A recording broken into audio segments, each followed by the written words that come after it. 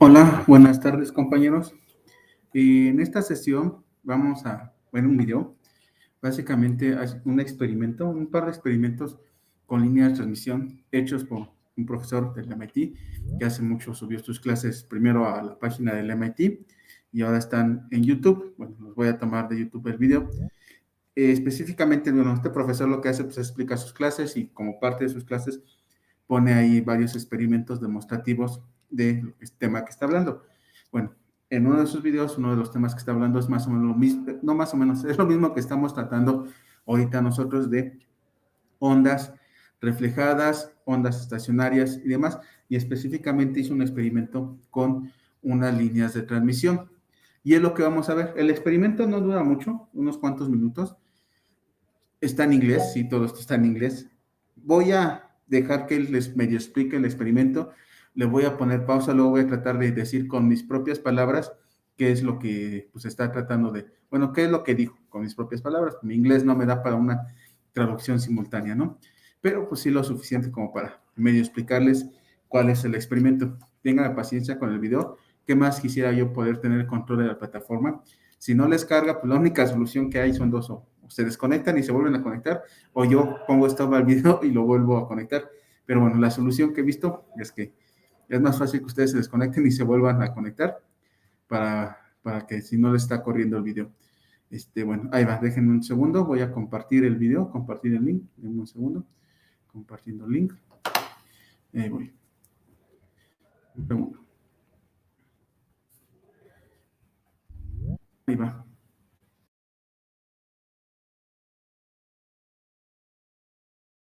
You see this result, you will say, ha, that's nothing new. We've seen that also in 802 for static charges. That's true. It is also true for static charges. Bueno, no sé si ya les cargó, espero que sí ya les salga cargado.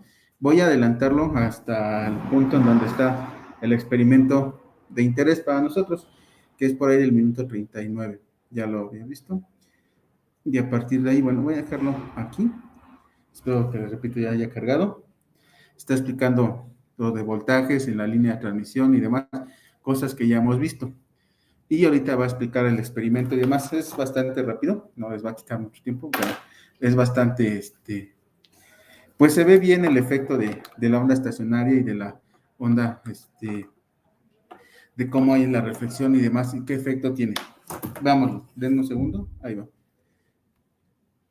In which case, you get resonance for lambda n equals 4L divided by 2n minus 1. And of course, the frequency at which you reach that resonance, omega of n, is always k of n times the speed of propagation, which in this case is the speed of light. And k of n is then 2 pi divided by the wavelength. Es un poquito más adelante, a ver, déjame ver, 39 le puse en el 38. Voy a tener un poquito más adelante. Ahí está, bueno, aquí lo voy a dejar. Ahí va, otra vez. And this is 1/2 wavelength, and so on. If I leave this open, and that's what I'm going to do, and I have here a light that is connected between these two wires that I can slide along, so I have a light here, a light source. This is a very special light source, has an enormously high ohmic resistance, so that when I put it here, that I'm not disturbing the potential difference between the wires. I'm not changing the boundary conditions, really, because it has an enormously high ohmic resistance, and that light bulb lights up even with a minutely small current. And so the first thing that I'm going to show you is that if I turn on the transmitter, which I will use the same one that I have here, make sure that I don't get electrocuted now. So we're going to take this off.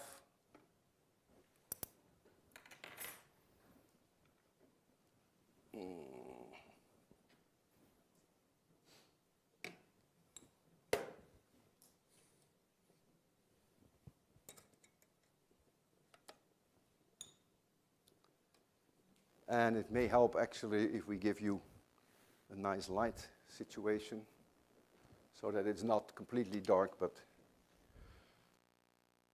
So now I'm going to move the light across the two wires, and you're going to see that there are locations where the potential difference is very large, because we are at resonance. And therefore, you will see a lot of light. And there are locations where there are nodal lines, and you will see no light. Let's first go here. That's the open end. The open end is clearly where the... Bueno, miren, ¿qué tenemos aquí? No sé si alcanzaron a ver todo el experimento. Es una línea de transmisión. Son dos cables. Es una línea de transmisión bifilar. Y eléctrico tiene el aire. Ya ha marcado los puntos, no se alcanzaron a ver las flechitas, en los cuales van a aparecer los máximos y los mínimos de voltaje. Y ahí tiene una lámpara que se va a ver bien claro. En los puntos donde sean los máximos, la lámpara va a encender. En los puntos donde sean los mínimos, la lámpara se va a apagar, pues porque no va a haber voltaje en esos puntos. Ahí tiene la línea en terminación abierta. Y si nos vamos a nuestros patrones de onda estacionaria que les mostré hace ya varias sesiones, pues entonces en ese punto ahí aparece un máximo, como podemos ver, y está encendiendo la lámpara. Entonces, ¿qué hay que hacer? Luego se va a mover un cuarto de longitud de onda, otra vez vas a ir moviéndose varias distancias para que veamos los puntos en donde están los máximos y los mínimos. Después va a cambiar la condición de la línea de transmisión. Ahorita está en un abierto, después la va a cambiar a un corto. Y vamos a ver cómo cambia, que en donde estaban los máximos ahora aparecen los mínimos, donde estaban los mínimos ahora aparecen los máximos. Es el efecto de la línea de transmisión. Ahora, pero espero que con este experimento, que ya tiene mucho que lo encontré, les visualice a ustedes, vean más claramente el sentido del patrón de la onda estacionaria que se forma en una línea de transmisión. Bueno, voy a dejar correr el experimento, ya cuando termine, pues más le vuelvo a poner pausa para que pues, más o menos trate de explicarles otra vez qué fue lo que sucedió, aunque pues ya viendo, pues creo que no necesitaría mayor explicación, pero vamos a ver todo completo, todo el experimento. Ahí va. electric field is very high. It's like the situation of a string with an open end. You have an antinode there. You have an antinode right here. But look, when I move the light a quarter wavelength, it goes out. I must be now near a nodal line, maybe not exactly on the nodal line. And now I move it another quarter wavelength, and the light goes on again. Now I'm going to move it back to the open end. And you see the light is on. I move it a quarter wavelength, light goes off. I move it another quarter wavelength, light goes on. I move it another quarter wavelength, light goes off. Isn't this amazing? And now I think I'm going to move it another quarter wavelength, and the light goes on again. So there's an amazing thing that you see in front of your eyes, that there's a standing voltage wave between these two wires. And it is across the wires, not along the wires. But now what I'm going to do, I'm going to short this out here when I put the light bulb right in the middle here. So I'm going to put the light bulb at quarter wavelength. Now when I short it out at the end, I am no longer at resonance. You no longer meet the resonance condition which I meet now at an open end, something that you can very easily verify. Now the moment that I'm no longer at resonance, I no longer have very high potential difference at the antinodes, which I had before when I was at resonance. But for sure, the moment that I short out these lines at the end, the locations which are now nodal lines must become antinodes. Now maybe not super duper antinodes with a huge potential difference, but probably high enough for that light to go on. Okay, are you ready for this? Now I'm going to short this out. And as you can see, the light goes on. Now it may not be as bright as you've seen it before, but this is again an antinode, and the light is on. And so you see a remarkable demonstration here, that you see the standing waves, you see the nodal lines, you see the antinodal lines, and you also see that it depends on the boundary conditions. That if you make this open, then 1/4 wavelength from the open end is an antinode. If you have it open, 1/4 wavelength from the open end is a nodal line, and if you shortcut it, then it becomes an antinodal line. I have a second demonstration, which is also very interesting. Let me turn this off before some of you touch those wires and we get some problems. Bueno, como vieron, compañeros, no, lo notaron. Primero, la lámpara, puso la lámpara en una posición donde había un mínimo y estaba la lámpara apagada. Después puso el corto y la lámpara se prendió, porque ahí entonces dejó de ser mínimo y máximo. Cambió la condición de terminal de la línea de transmisión. Primero estaban abiertos, luego estaban apagados, y algo que espero hayan visto, que se repitieron los valores de encendido y apagado cada media longitud de onda. Se fueron encendiendo y apagando la lámpara. Es el fenómeno de onda estacionaria que se presenta cuando tenemos que la línea no está acoplada, como fue en este caso. Bueno, ahorita sigue otro experimento. Voy a dejarlo que lo explique igual, y cuando termine de explicarlo, le pongo pausa, lo vuelvo a explicar yo, y bueno, después vemos el experimento. Voy a dejar que corra el video. I have another very nice demonstration, which is a cable which is 127 meters long. You see it here. Starts there, goes all the way here to make you see that it's really big, and then it goes back there. And in this cable, I'm going to send in a voltage pulse. It is a coaxial cable, and a coaxial cable has a wire which is at the core, metal, and then there is a cylinder around it. That's why it's called coaxial. So this is a conductor and this is a conductor, and it is filled here with dielectric material to insulate the two conducting surfaces. And what we're going to do, we're going to send in here voltage pulses which have a length of 100 nanometers, nanoseconds. 100 times 10 to the minus 9 seconds, 100 nanosecond length of the pulse.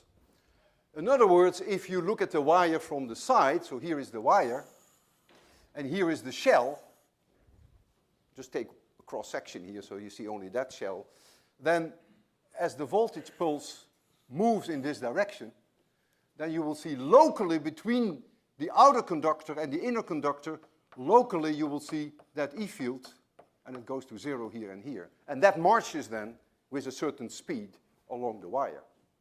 And so as that pulse passes, there will be an E field like this.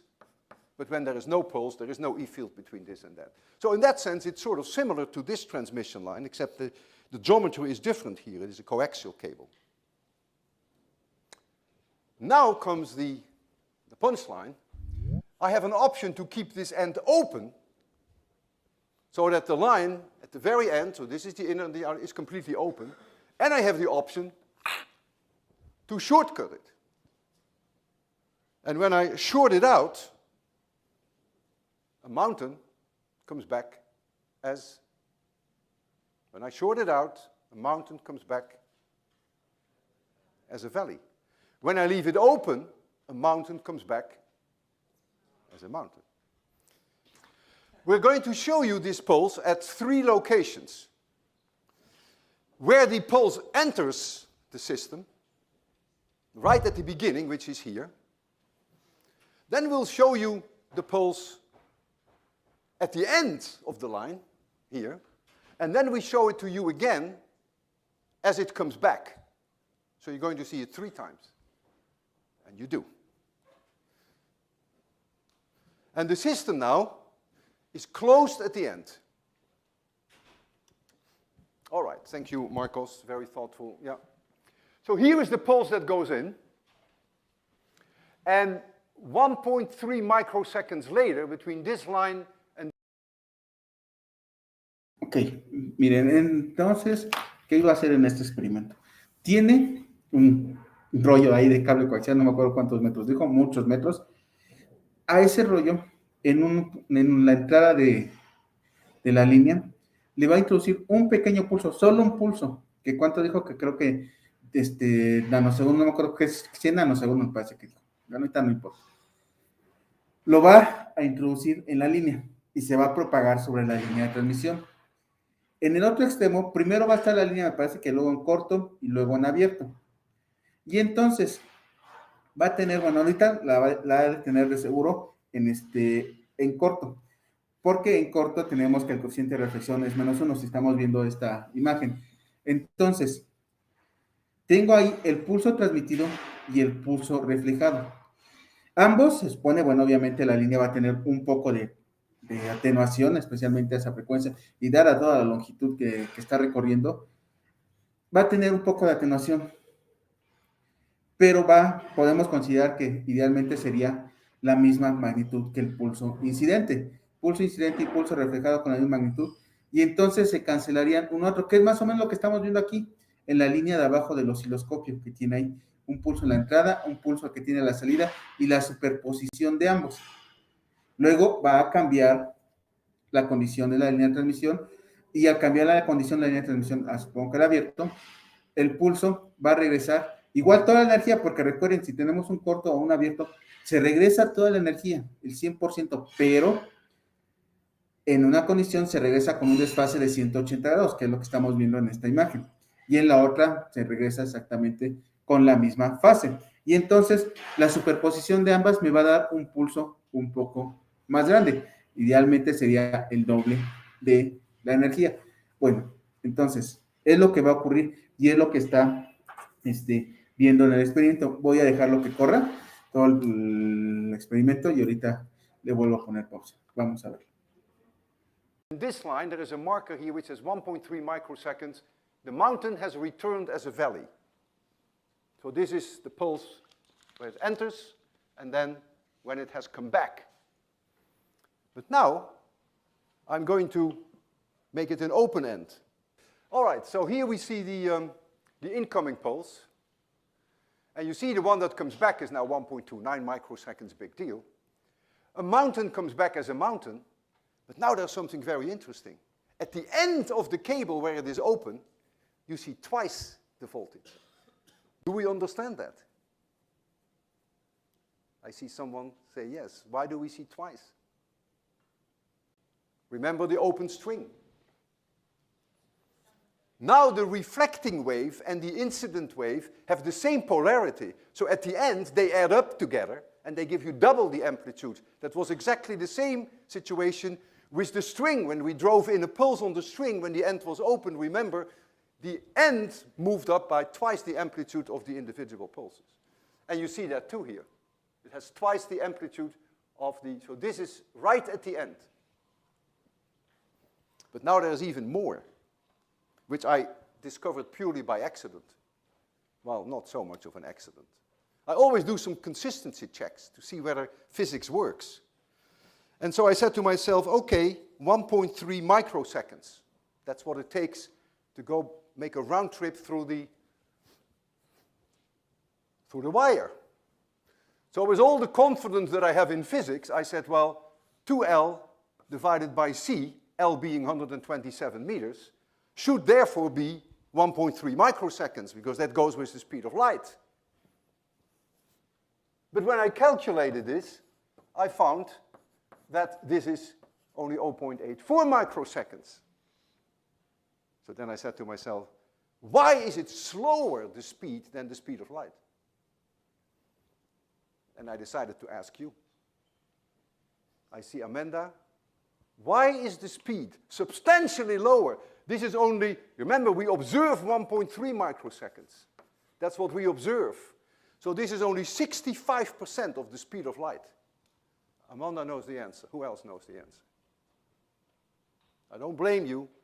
It took me also 2 seconds before I realized it. You also know then. Okay, Amanda? Bueno, miren, entonces ya pasó el experimento, ahorita le está preguntando a los alumnos, por si no les mastican mucho el inglés, que él calculó la velocidad del tiempo de propagación del pulso y que pues no le dio obviamente la velocidad de la luz, el tiempo de retardo entre el punto y uno extremo, no le dio lo que él tendría que haberle dado si estuviera viajando en el espacio libre, porque los que le está preguntando a estas alturas, ustedes ya deben de saber por qué. Y si no, bueno, se las voy a decir, él no se las dice, creo que se las deja de tarea, pues es porque no está viajando en el espacio libre. está viajando en el dieléctrico entre los conductores y la permitividad pues, no es igual a 1, sino tiene otro valor diferente. Voy a regresarme tantito del video. Estos son los experimentos con línea. Realmente su tema del profesor de esa clase eran ondas estacionarias. Los que nos competirían a nosotros ya se terminaron, digamos, para esta sesión. Pero vamos a ver otro, también es interesante, de onda estacionaria, pero con una onda radiada, porque a fin de cuentas es el mismo fenómeno.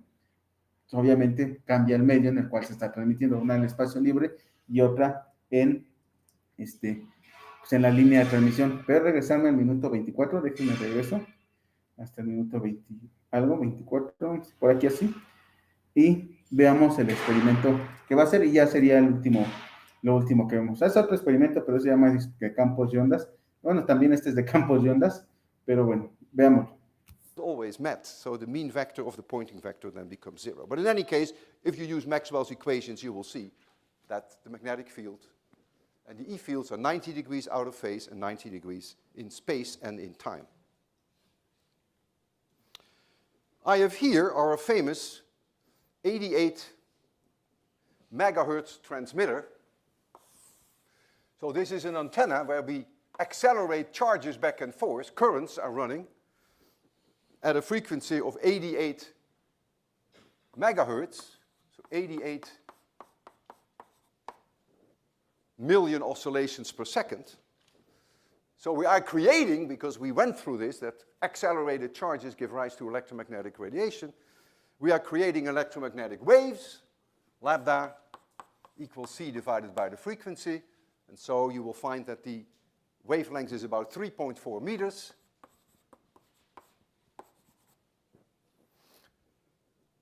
And I have here an antenna, a receiving antenna, which are just two copper wires which are not connected with each other. Well, they are, but they're only connected through the filament of a light bulb. And so when the electric field reaches this antenna, this receiving antenna, currents will start to flow in this direction, and then the light will go on. I've demonstrated this before, but I want to do that again, that if I hold up this receiving antenna like this, then you will see the light bulb go on.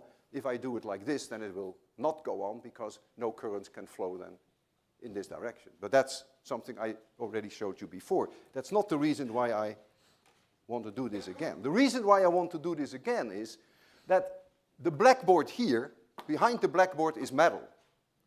And so the electromagnetic waves that go out in your direction and to the blackboard are going to reflect off here. And they're going to reflect off the walls in a very chaotic way that I could not predict nor calculate.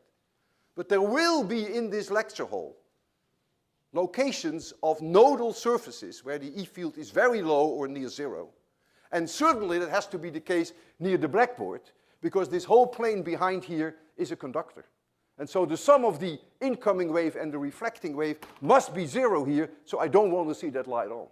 And then I will walk out in the lecture hall and see whether there are locations in the lecture hall where we actually receive electromagnetic radiation, we will see the light, and where we will not see the light. So. Bueno, el experimento que va a ser el que sigue, algo que supone ya más o menos, ya deberían saber por qué es de campos de ondas, bueno, pero tiene ahí una antena, se la mostró, esta antena va a irradiar energía electromagnética al espacio, una onda electromagnética. Esa onda electromagnética se comporta, pues, más o menos de una forma parecida a la línea de transmisión. Se va a irradiar, va a haber puntos en los cuales se va a reflejar, como cuáles cuando se encuentre una superficie metálica, algo que bueno, debían haber visto el semestre pasado. Una superficie conductora hace que se refleje toda la energía electromagnética de la onda radiada. Los pizarrones tienen atrás de sí un metal que es el que hace que nuestros borradores se peguen al pizarrón. Bueno, entonces, ahí tiene la antena. Parte de la energía, bueno, se va a radiar de ahí de manera un poco isotrópica. Se va a radiar parte hacia atrás, en dirección hacia el pizarrón, y se va a reflejar una onda. Y luego se va a sumar, esa onda reflejada va a ir de regreso hacia donde están el resto de los alumnos, y se va a superponer con la onda que está yendo en esa dirección, porque va a haber ahí dos ondas entonces. y va a generarse también un patrón de onda estacionaria. Lo que va a hacer aquí el profesor ahorita es con otra antena receptora que tiene conectado simplemente un foquito. En ciertos puntos, ese foquito donde encuentre máxima energía se va a encender más, luego se va a atenuar más, y en los donde tenemos atenuados es donde tenemos los puntos de máximo, los máximos de las ondas estacionarias, donde se apague es donde tenemos los mínimos. Y bueno, es esa el experimento. Voy a dejarlo que corra, y antes de que se pregunte, si hay esas antenas, sí las tenemos ahí en el laboratorio. Lo que ya no sé si funcionan sean los foquitos, porque luego los funden, los funden los alumnos. No sé si hay, pero esas antenas sí están en el laboratorio de radiadores. Pero bueno, esto como es parte de otro curso, pues no nos corresponde, pero sí quiero que lo vean, porque a fin de cuentas forma parte de un poco del tema de onda estacionaria. Veámoslo. Make sure that this is not too close to the transmitter, because otherwise we will blow the bulb. So let me first show you then that when I stand here, that I'm receiving this electromagnetic radiation. Remember that the E field is proportional to the sine of theta, and so I'm here in an excellent position, so I get a maximum electric field. If I rotate it like this, there's nothing, and that has to do with the polarization. That has nothing to do with standing waves, simply polarization. But now look, I claim that there must be here a nodal surface with no electric field. And there it is. Isn't that amazing? This is a standing wave that I'm building up. So I'm now in that surface that I pointed out here on the blackboard. So now I can also try to walk through the audience and see whether there are locations where I see light. Right here, I see light. So I am receiving. Now how it bounces off these walls, I have no idea. That is probably one of the main contributors, but the walls also have metal in them. So I walk further in, and the light goes out. You may say, yeah, it goes out because you are further away from the transmitter. That's a good argument. But if there are standing waves in this room, perhaps it will go back on again. And when I'm here, I would like to see it go back on again. If it doesn't want to do that, yeah, there it is, there it is, there it is, because I tested this out, of course, before you came. You see light again? Can you see it? Just tell them that you see it. Yeah? It's not very strong, we're very far away, but it's clear. This light is substantially brighter than it is here. Nothing here, but here it is stronger. There it is. And so there is a huge and incredibly difficult pattern in this room of locations where the E fields are very weak and where the E fields are very strong, like here, and here it is even weaker. I think the most spectacular one is what I did first, and that is to show you that it becomes zero at the blackboard, which is really a very well-controlled plane of conductor.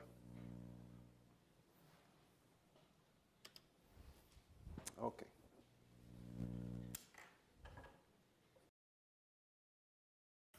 Bueno, compañeros, bueno, esos eran los experimentos que les quería mostrar. Internet, déjenme parar el video. Era lo que les quería mostrar en la sesión del día de hoy. No sé si tengan alguna pregunta, alguna duda, algún comentario.